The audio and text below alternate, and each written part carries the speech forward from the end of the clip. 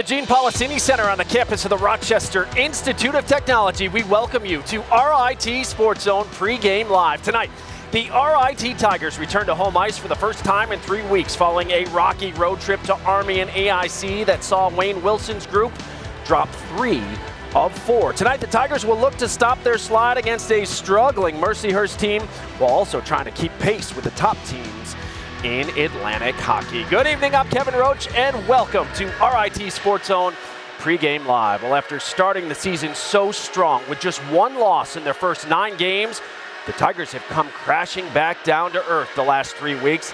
It's been a tough stretch for RIT, who enters tonight having lost 5 of its last 7 conference games. Last Friday night, the Tigers were up in Springfield, Massachusetts to face the defending conference champs from American International. Tigers got themselves in an early hole as Joel Coker scored twice, including here shorthanded. The Yellow Jackets led 2-0. After 1, RIT would answer in the second. Tigers on the rush, and Will Calverley finds Kobe Walker, who finishes the backhander. Tigers were back within 1 at that point, but it would not last because in 11 seconds later, Tobias Fladebi scores to make it 3-1 AIC, but RIT kept clawing its way back into this one. Sean Cameron comes up with the puck, and he's got a breakaway the other way. His 7th goal on the season right there. Tigers trailed by 1 heading to the 3rd period, but late 3rd period, it was still a 1-goal game. Tigers with the extra attacker. AIC gets the turnover. Hugo Reinhardt gets the empty netter, and AIC, they get the win in game 1, 4-2 over the Tigers. As we look inside the numbers, AIC held a slight advantage in shots, 26-23. Kobe Walker picked up his 4th goal on the season, while Sean Cameron tallied his team-leading 7th goal. Coker scored twice for the Yellow Jackets, including a shorthanded goal. That's the 2nd shorty RIT has given up this season. How about game 2 against the Yellow Jackets last Saturday afternoon in Springfield? Another tough start for the Tigers. First period, AIC on the power play.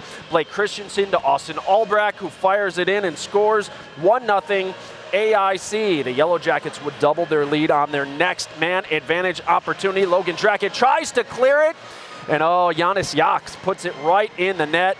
His first of the year. It was 2-0 AIC. It was 3-0 in the 3rd, and it was only getting worse for RIT as Martin Melberg picks up his 2nd on the season just 32 seconds into the final period. The Tigers down big here as Melberg scores. It was 4-0 AIC. Then after a major was called on the Tigers, Yellow Jackets would strike again. Melberg going to pick up his 2nd of the day. AIC's 3rd power play goal of the game as he gets the rebound right here. Yellow Jackets sweep the Tigers as RIT loses by a final of 5-1. Hey, how rare is a Yellow Jacket sweep over RIT? Well, it had never happened until last weekend. In fact, since 2005, RIT has only lost 8 of their 39 meetings with the Yellow Jackets. Tigers can look at the 9 penalties they took as a big reason why they fell 5-1 last Saturday. Adam Brubaker, the lone goal scorer for RIT, with just his 2nd of the season. Well, there is no time to dwell on the past with Mercyhurst in town this weekend and the holiday break just around the corner. With a preview of tonight's matchup, our John DiTullio standing by live now with the head coach, Wayne Wilson. Johnny? All right, Kevin, thanks so much. Wayne stumbled here late. What's your biggest takeaway in what has happened the last 2 weekends with your club? Well, we're flat out playing really good teams. I mean, I think at home here it's Sacred Heart.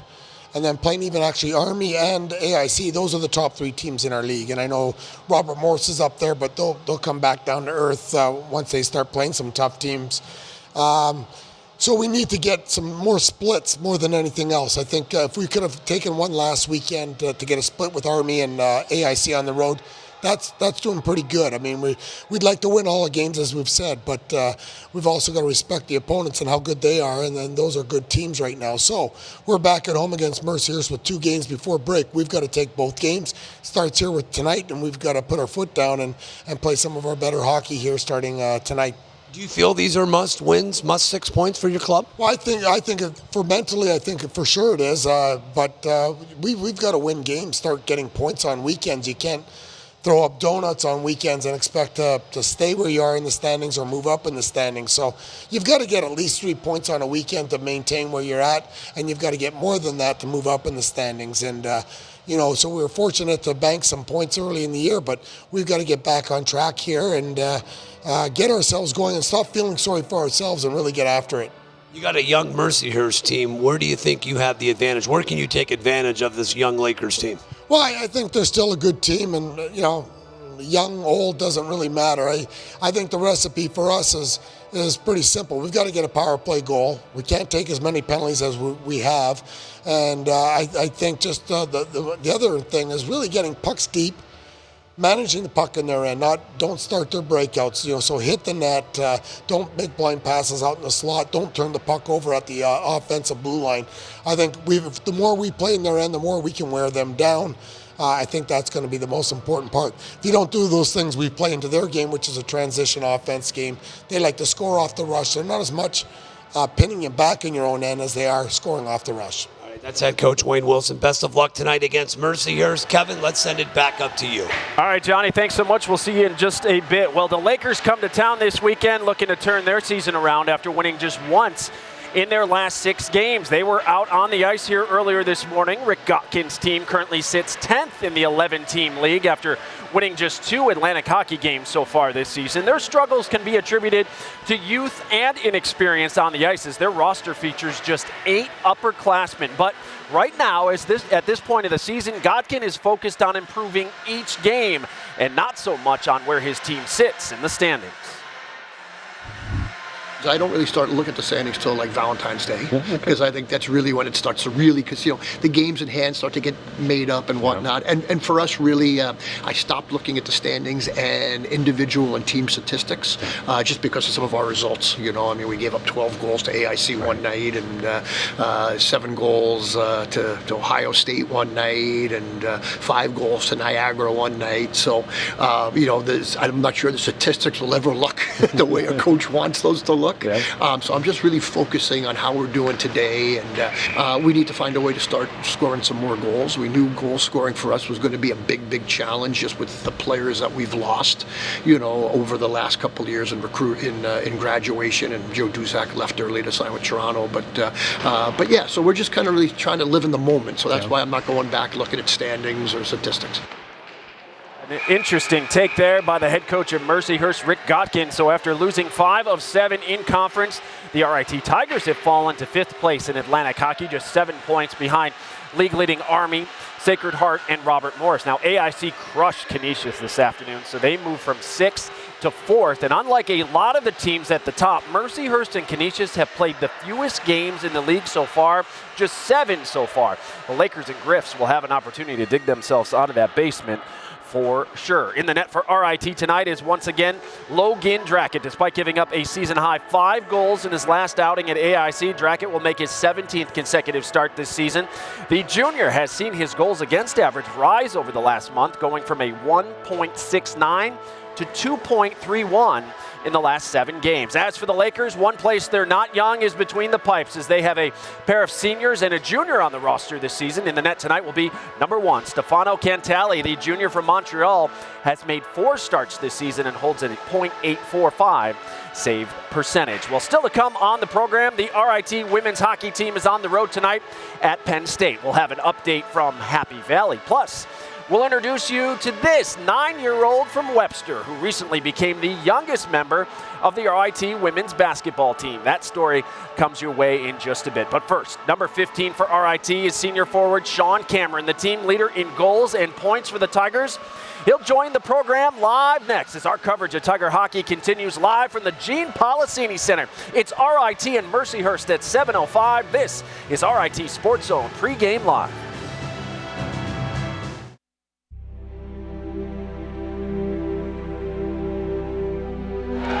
Down the ice this will go. This will be played by Wilbon to the far side. Crashing down and tipped ahead by Skirving, who puts it back in! And the Tigers lead 1-0. Todd Skirving with the goal.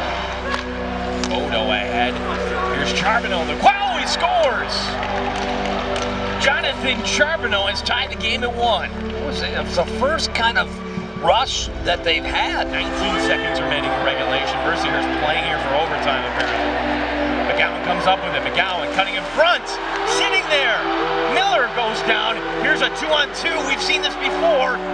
Natskam back to Bodo, but Kukali with the block. 3 seconds in regulation, and we are headed to overtime. Gettinger holding it in. Gettinger sent in front, and that just goes wide. 1 minute remaining. Gettinger knocked down by Powell. And another block shot here by the Tigers, and that goes to the near corner. Wildung's leaving, Gino. Wildung is off the ice. You never ever see this in a tie game. The extra attacker on the ice. The Tigers can win it with the empty net. Will this do it? The Tigers are the 3rd seed. Are you kidding me?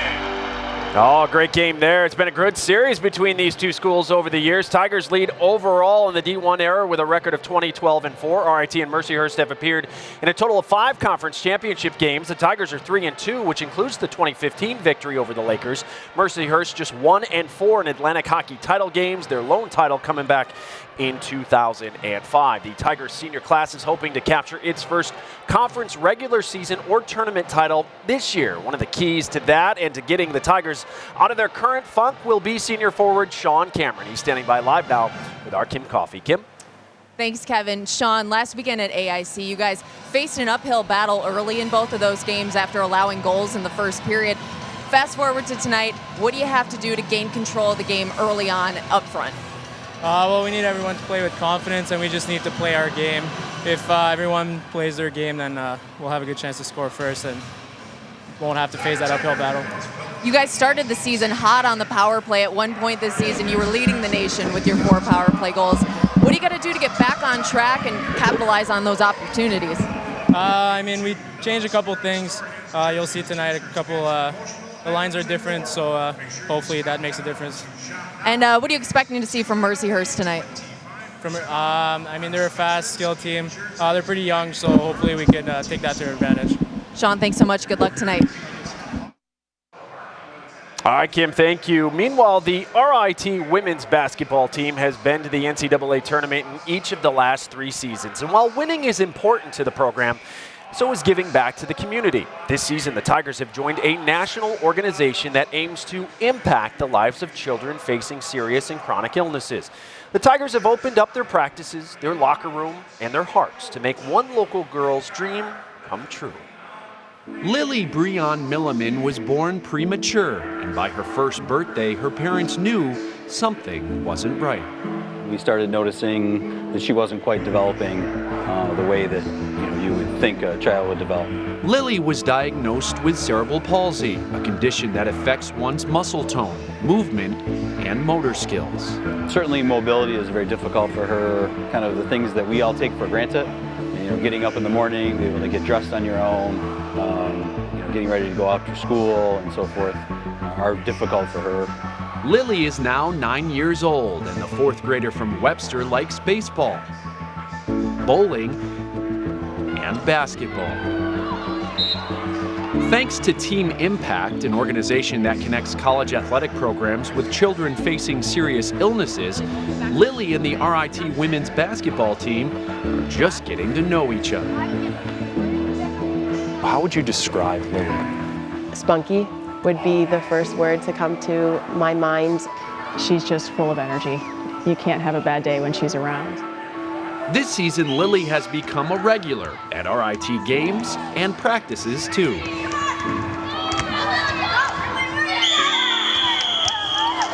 She comes to practice with something she wants to work on every time. She says, "Coach, let's try dribbling. Let's do a passing drill." She's driven and motivated and is always up for anything. Her drive to get better is incredible. She talks about how she practices all the time at home. She's always asking to come to practice with us. She gets frustrated with her parents when they won't drive her to our 6 a.m.s. So she's just been such a great addition to our team.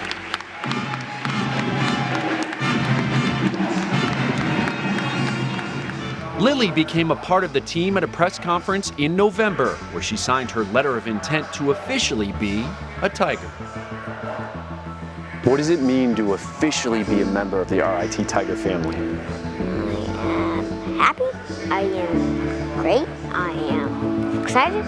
Lily has her own locker and will wear number 7 this season. And while that's a big deal to her, the new friends she's made mean a whole lot more. I didn't have enough friends, but now that I'm on it, I call it friend. I mean, For a family who sometimes, has a hard time figuring out where, Lily belongs and where the family belongs as far as within, we're not really part of a sports community per se. So to be part of a program that is very inclusive is just, it's very positive for us. What do you hope your student athletes learn from this experience? I think that it's important for them to learn how important it is to give back into the community, and that it's not about the wins and the losses. Yeah, we want to win games, but we also want to make a positive impact in the community and help somebody else. Oh, Lily, welcome to the RIT family. Enjoy your new college friends, because I know they're enjoying their time with you. In addition to games and practices, Lily, her dad TJ, and mom Jill have been a part of team dinners and other activities too. Team Impact requires a 2-year commitment from each athletic team that participates, but the goal is to form lifelong relationships, and you can see that already starting between Lily and the women's basketball team. Speaking of the women's basketball team, they're on the road at Vassar. They are down in the fourth quarter, 66-45. The men tip off with Vassar coming up at 7:30. We'll update you during the intermission. The RIT women's hockey team down in Happy Valley taking on Penn State, and the Nittany Lions have a 1-0 lead. That one in the second period. Well, still to come on the show, RIT assistant coach Dave Insulaco has been in the film room all week. He'll join us live to tell us what to look out for against the Lakers tonight as face-off is set for 7:05. We're so glad you're with us here tonight. This is RIT Sports Zone Pregame Live.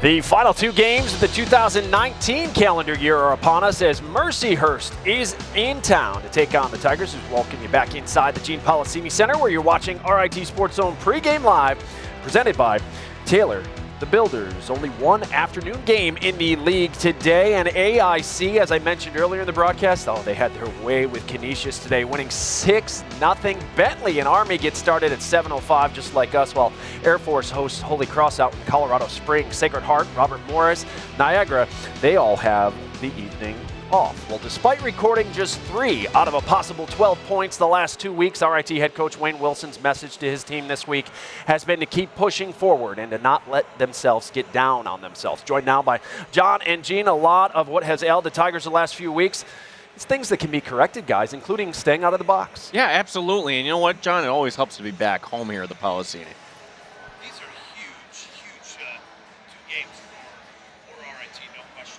We were joined ringside by assistant coach Dave Insulaco. Coach, appreciate your time here tonight.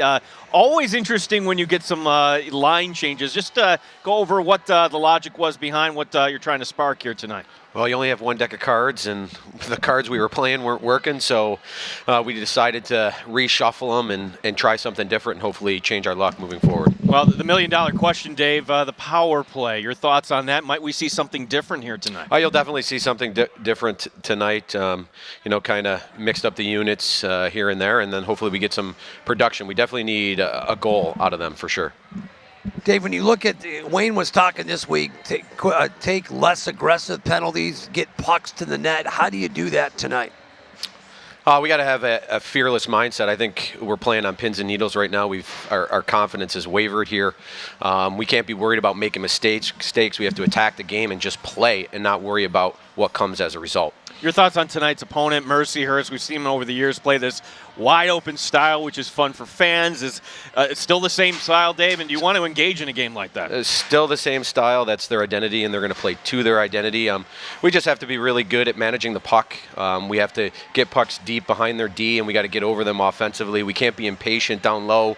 We can't throw blind passes out in the slot and start their transition game. And, when we do turn pucks over, we got to try to get above the puck as quickly as possible. It's going to be imperative that our D play rushes early and shut them down so they can't get, 3 and 4 guys into the attack and then exploit us off the rush. I noticed Wayne's voice is kind of shot, Dave. Now, how does he plan on woofing on officials tonight? You may have to step in, or you or Brian. His voice is shot. He sounds better than me, or worse than me, I should say. I won't be saying anything to officials, that's for sure. We're just worried about ourselves and being as positive as we can be as a coaching staff and letting our players, be the best they can be, and that's just by being positive moving forward here. Well, Dave, we appreciate your time. Go get them tonight. Good luck against Mercyhurst. Thank you. Dave Insulaco, assistant coach of the RIT Tigers. And, John, these games are always fun against Mercyhurst. They are fun. Mercyhurst is kind of regrouping or rebuilding. It's a young team, but it's a team that in their DNA, they love to get the puck up and down. Wayne just told me a little while ago, these are must-wins. I haven't heard, he hasn't, must-wins in December.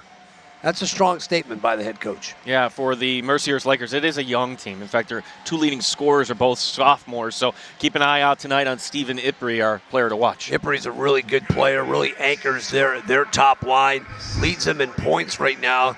Just a sophomore, he's got 6 goals, 8 assists, 14 points. He's paired with Dylan Hunter. That's a great combo on that top line, but Ipri's a really good skilled player. Wayne, they're going to slow down Mercyhurst. It starts with Ipri, great player, great two-way player. Yeah, and if the Tigers are going to break out this little mini slump, and you heard Kim talk to Sean Cameron earlier tonight, that's going to be one of the veterans they're going to have to lean on here. Wayne says big players need to play big, and I think Cameron, and you look at a few other guys, but in particular number 15, who has 7 goals this year, needs to light the lamp. Number 15 needs to get in the box score tonight. Look for him to have a huge game if the Tigers are going to come away with 3 points. Yeah, the 6-point possible weekend, John. What has to happen for RIT? Well, there's so many keys, as you just heard Dave talking about, but it starts with net work. They've got to get pucks to the net.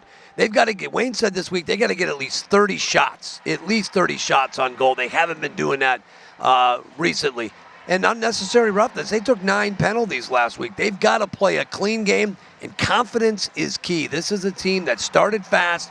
They've now hit a speed bump. How do they overcome early adversity? That's the key, and it starts with confidence. And it helps that we're back here tonight, Kevin. Looking forward to calling this with a puck drop at around 7:05. Yeah, it should be fun tonight. We'll see you guys in just a little bit. We are less than 10 minutes away from face-off. We'll wrap things up from here next. You're watching RIT Sports Zone. Pregame live.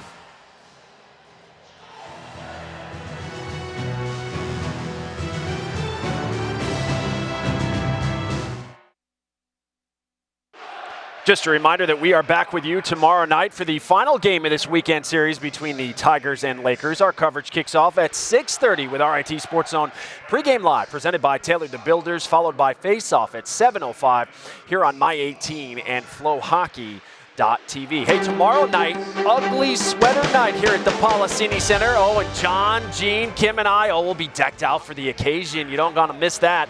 Don't forget, students get in free tomorrow night, too. If you are not a student, need tickets, you can grab them at the Policini Center box office or online right now at RITtickets.com. Well, that's going to do it for this edition of Pregame Live. Thanks so much for watching. Up next, it's RIT and Mercyhurst.